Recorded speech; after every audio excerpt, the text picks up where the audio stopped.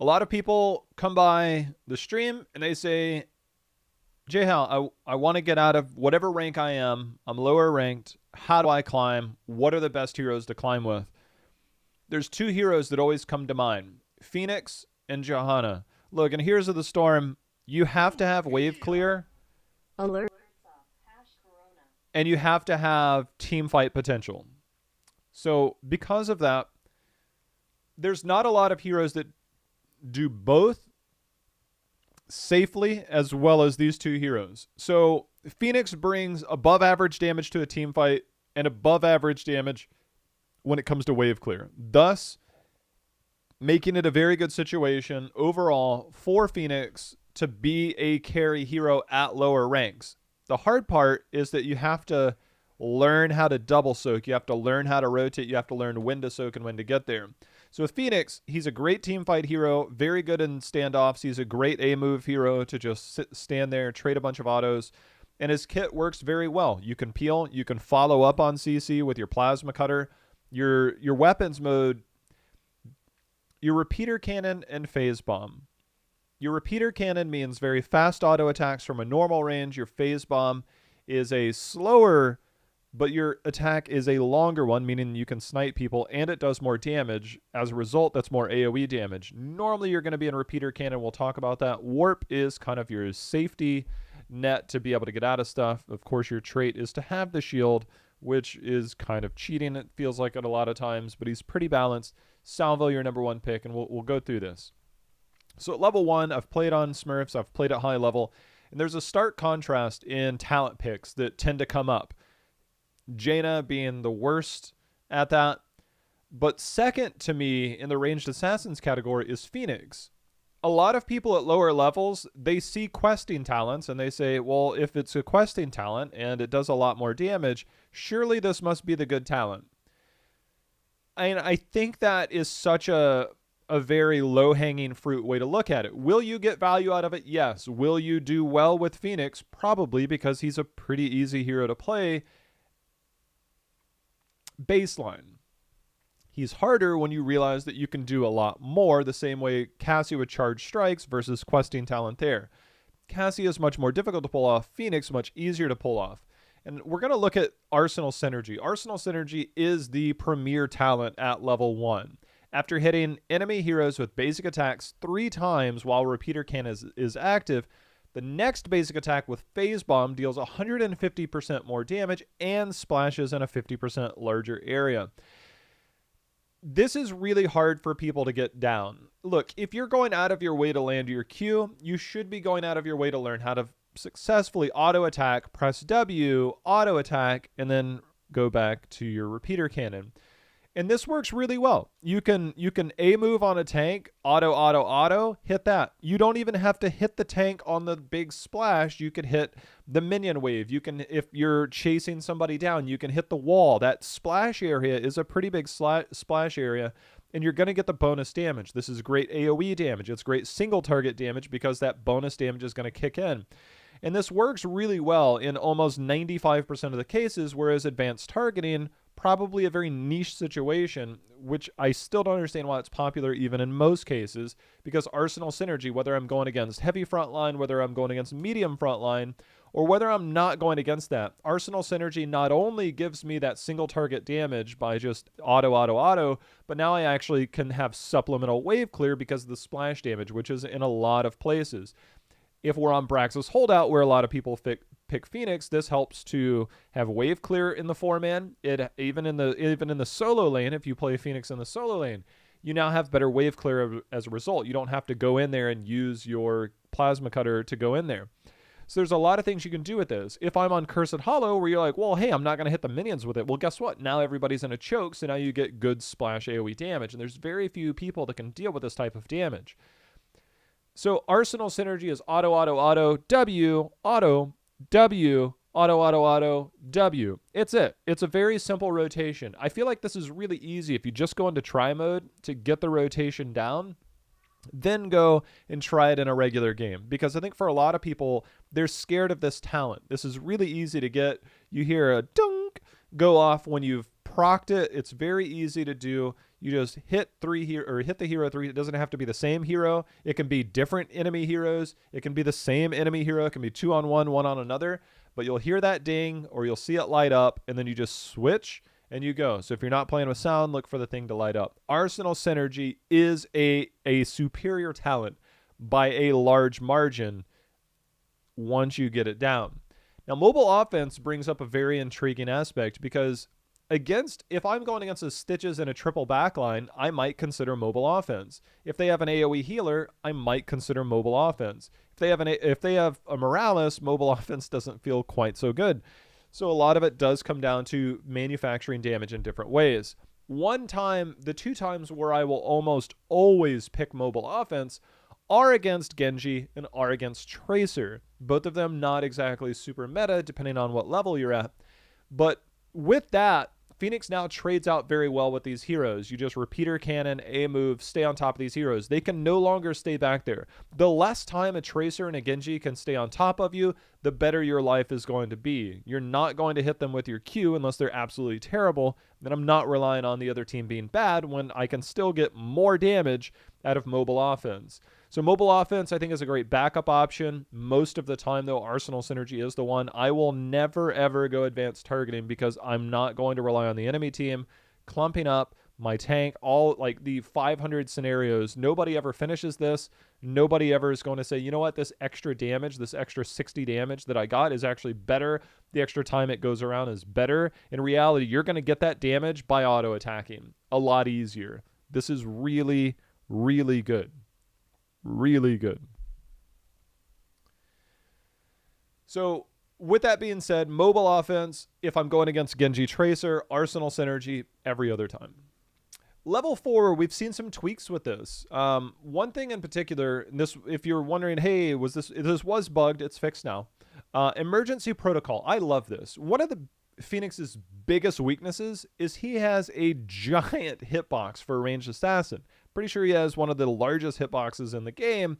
Therefore, it makes it really easy to get clipped by a lot of skill shots when you're like, hey, and then all of a sudden ping is taken into account and you're getting clipped by just a little bit. Where on every other hero, you're probably okay.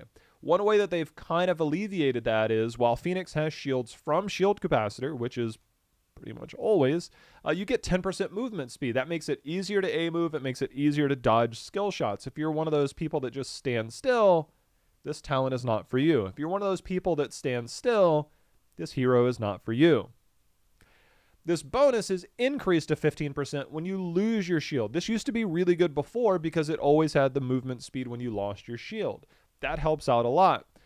So Emergency Protocol, I like it because it allows me to be slightly more aggressive. It allows me to dodge more skill shots, and it allows me to move and stay on top of people a lot easier. If things go bad, I can now get out of there.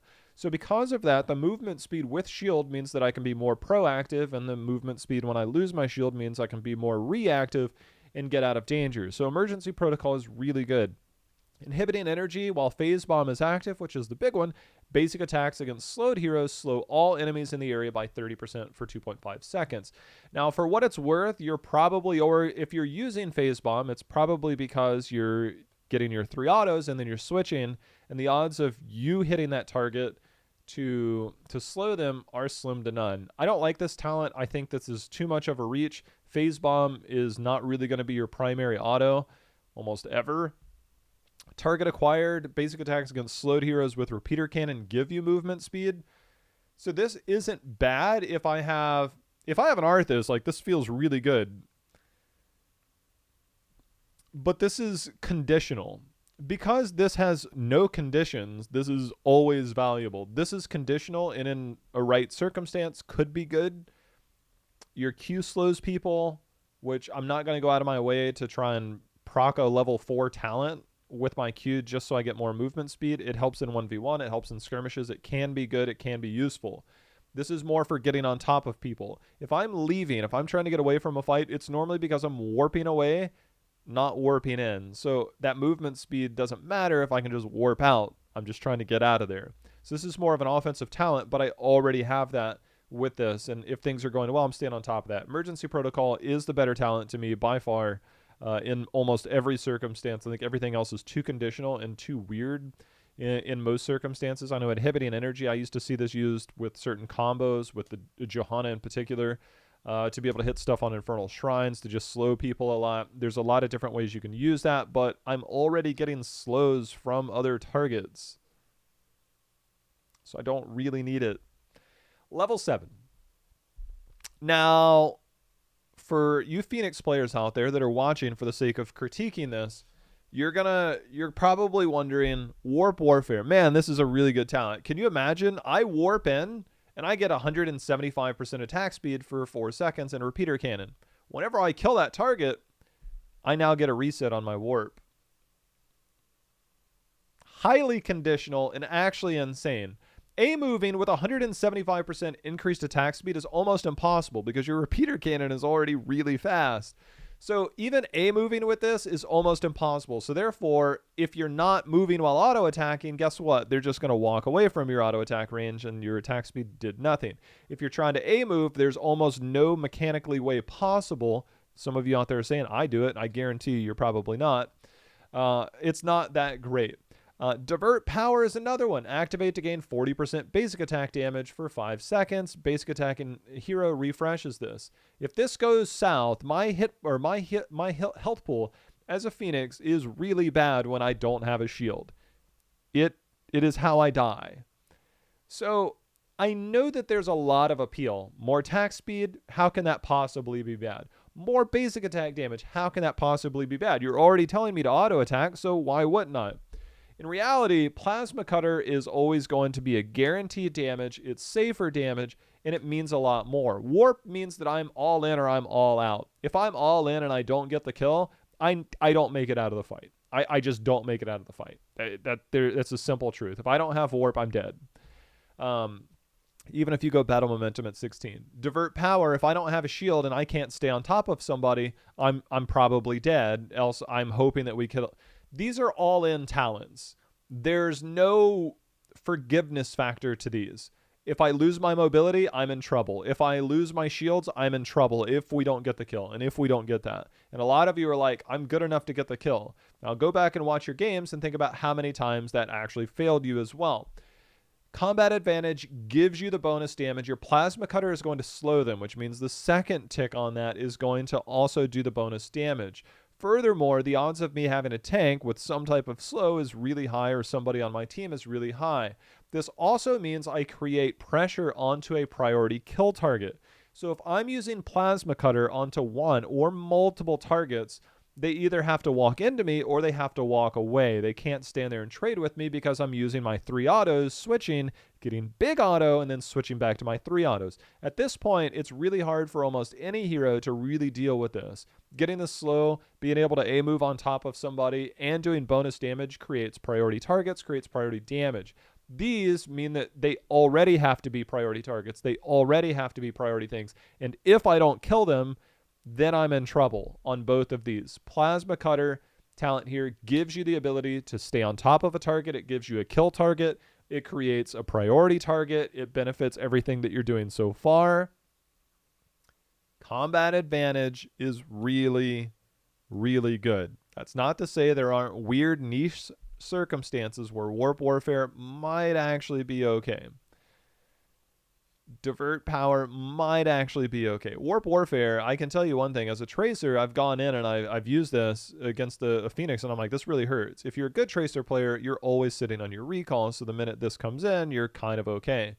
Plus, I'm probably just going to come back at you again because, to be honest with you, if you're a Phoenix and you're using your Warp versus a Tracer, please do that, because now I'm coming back with my Pulse Bomb and I know you can't warp out of it and iframe it. Combat Advantage, way too good, team.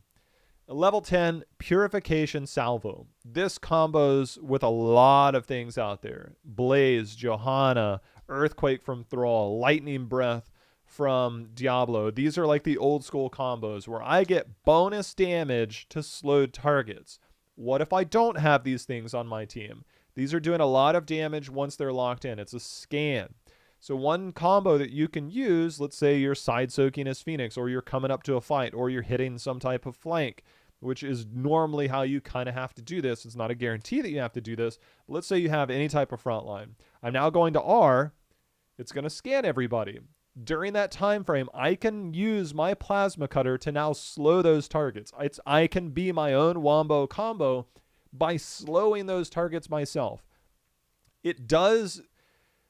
Purification salvo can be interrupted pretty easily. That's why it's not super great, and a lot of people have fallen off of Fenix because it gets interrupted too easily. But if I have a normal composition and I can approach a fight where I have an angle, I can hit with my salvo, hit with my Q, make sure I dodge interrupts, things that are going to cancel it, and then I can now do a lot of damage. There's a lot of people that get hit by this, and they're just like, oh, that's fine. Then they get hit by that slow proc, and they're like, oh, that's a lot more damage. So with that, salvo is your own wombo combo. Getting the slow, getting the bonus damage, like there's going to be more damage. Again, priority targets, priority kills. Purification salvo is the pick. Planet Cracker is almost never the pick. Salvo, I'm following up on tanks. I'm following up on mosh pits. I'm following up on Johannas. I'm following up on garages. I'm following up on everybody. All of these people have CC. Most of them have slows. Most of them are going to set something up. Once they get CC'd, I can hit R. If there's not extra CC, they still should be in position for me to hit my Q and get that bonus damage, which is why Fenix is really good when he synergizes with certain heroes. If I'm playing with a Thrall, I'm asking, hey, are you going Earthquake? Because it works really well. That's a guaranteed slow, and my salvo is going to obliterate them. Doesn't mean they have to go Earthquake, but hot dang, man, that's a hell of a combo. Planet Cracker, the only place I like this is Brax's Holdout. Brax's Holdout, when the objective spawns, not really, this is like picking Lava Wave, right? Like you shouldn't probably be picking Lava Wave, but sometimes you kind of have to if your team doesn't have very good wave clear. If I'm a Phoenix and a Gul'dan comp on Brax's Holdout, I'm probably going to say, you know what, Gul'dan has enough wave clear that I don't need to. Phoenix can go salvo here, but it does require you to alter a talent later in the game, but this is a pretty good way to clear the objective. If you've lost the objective, you just got to find a good angle to hit as much as possible. Outside of that, I do not like Planet Cracker. 100 second cooldown with the dependence on somebody having a lockdown CC like a mosh pit, and even then salvo is going to do more damage to more people, and I'm going to kill people that way, as opposed to Planet Cracker. 13. Now this is a really interesting one because all of these are actually viable to some degree. Auxiliary shields used to be the hotness, but they've nerfed this a lot. Permanently reduce your maximum health, but increase the shield capacitor shield by 40%. Basic attacks regenerate shields. So if you're a very active player and you don't have a lot of CC on the other team, I actually really like this talent. If I can freely auto attack for the majority of the game, I'm going to constantly get shields. And if I get in trouble, I'm just going to get out of there. The fact that my maximum health goes down, it means that if I lose my shield, we got problems because it doesn't take much to kill me. This is like Glass Cannon Li Ming with no shield, and it's pretty brutal.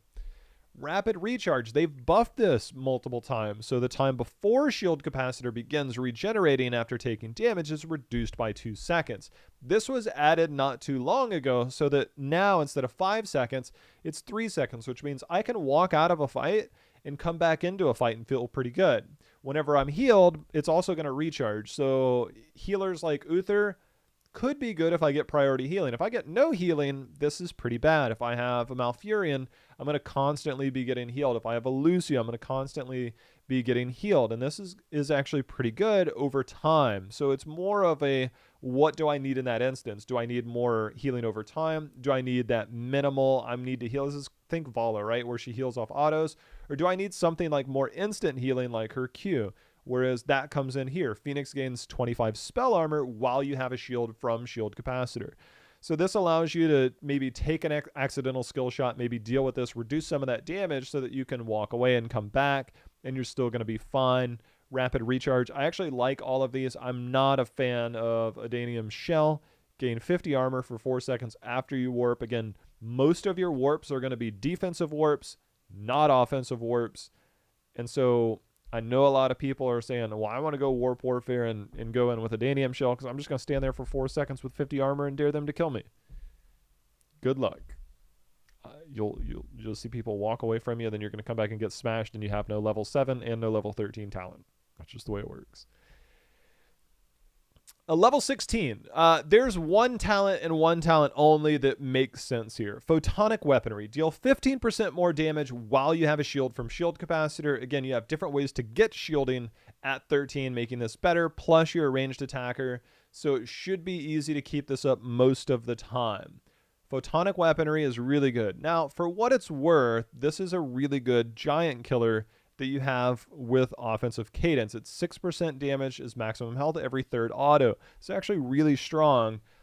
This goes back to the solo tank triple ranged composition that I would consider this. But Photonic Weaponry goes back to everything that I'm doing. I have great single target damage with all of my abilities, all of that stuff, but I also have good AoE damage, which means that I deal 15% more damage. I'm constantly dealing 15% more damage.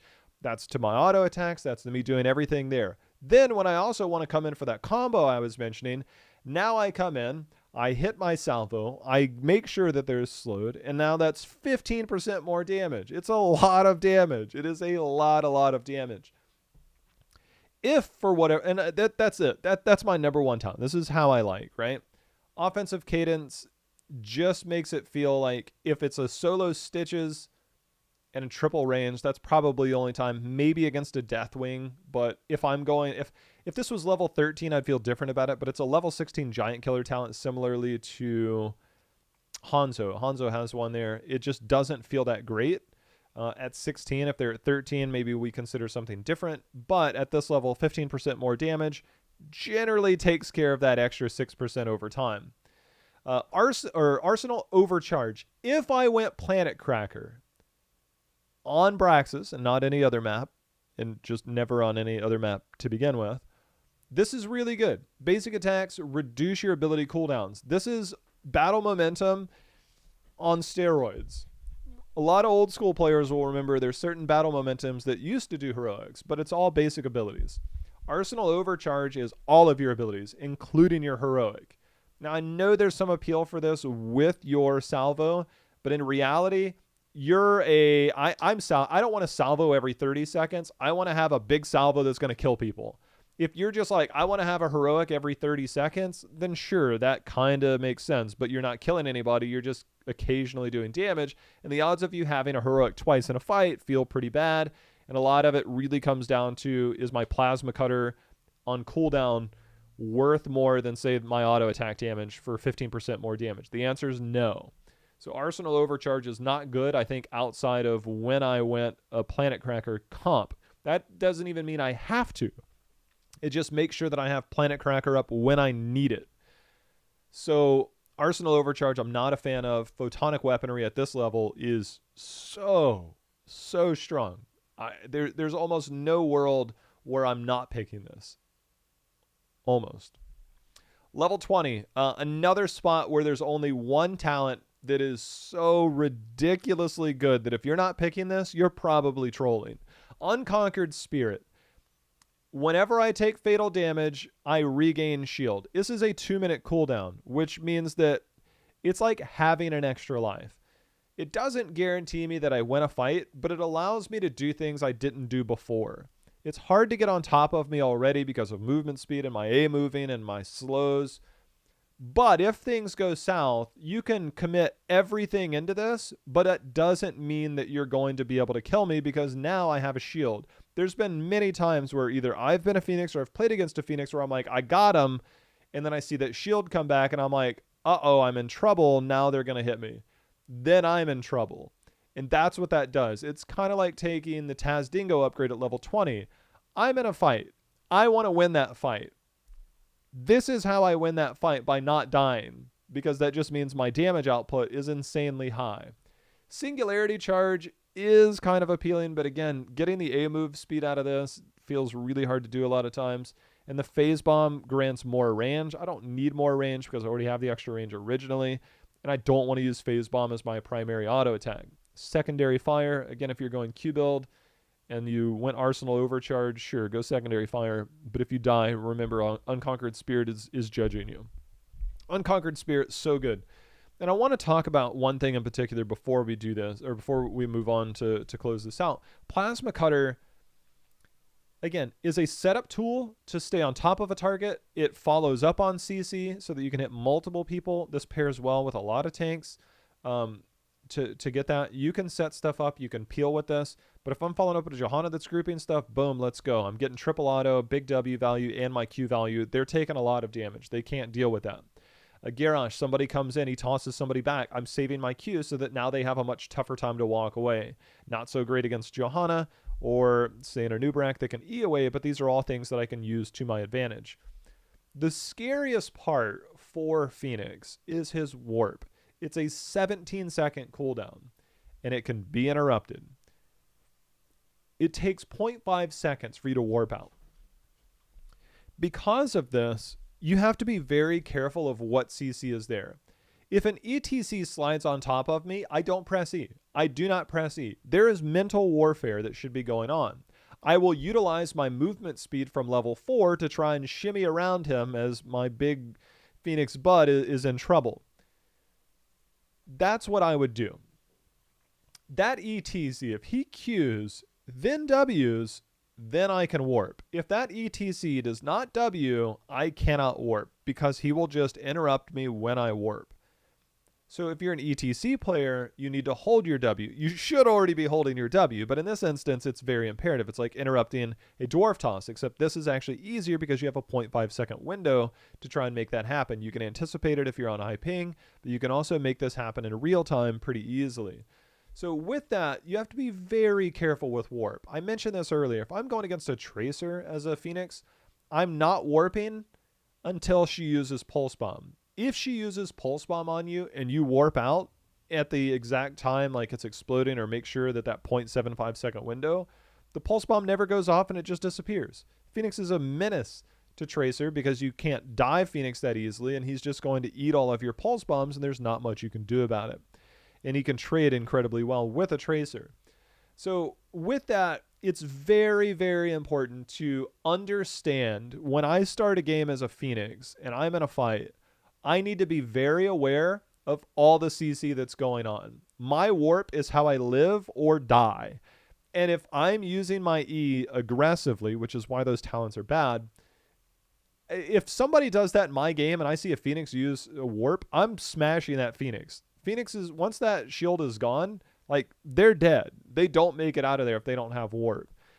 I will punish a Fenix every day of the week. And I think Fenix right now is kind of out of the meta. I don't really know why. I think he's on par with Raynor. He's a very good auto attacker, just a strong base hero in general, has a great kit in terms of all of that and how it works. But you have to be careful with Fenix. He synergizes well. Independently, Fenix is slightly above average. With heroes that have some type of slow or CC, when I look at tanks, from Mal'Ganis to Blaze in the offlane, to a Garrosh, to Johanna, to a Murden, to a Diablo, to an Arthas, all of these sound really appealing. Even an ETC, because I can now combo off that, and albeit maybe a Stitches. All of these tanks have things that complement me. I need to make sure that I'm getting Plasma Cutter value on slow targets. I have so much value that I can follow up.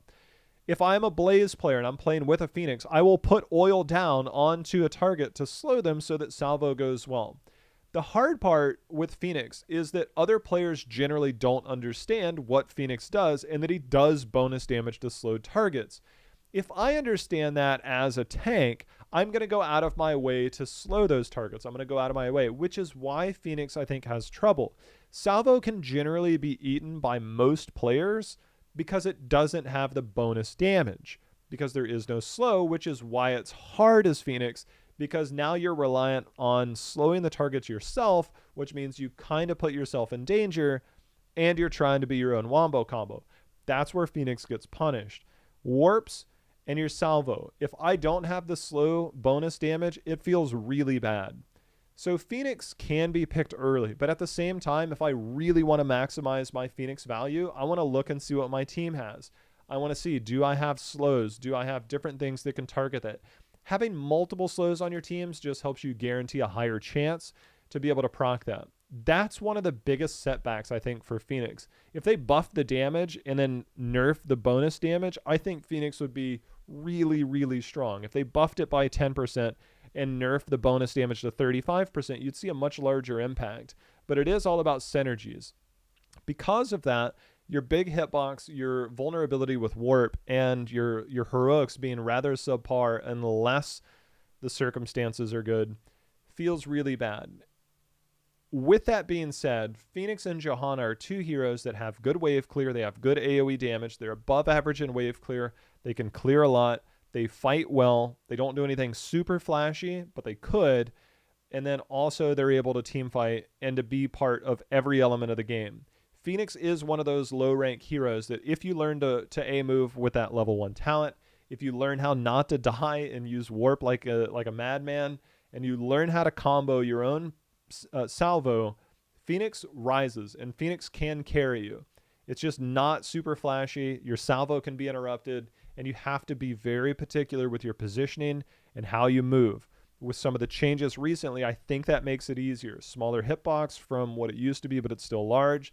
The extra movement speed at 4, the A moving stuff that we've got, the talents at level 13 that were buffed, all of that say that Fenix can and should be a pretty good carry hero. He doesn't do the things that a Sylvanas does. He doesn't make the big flashy plays.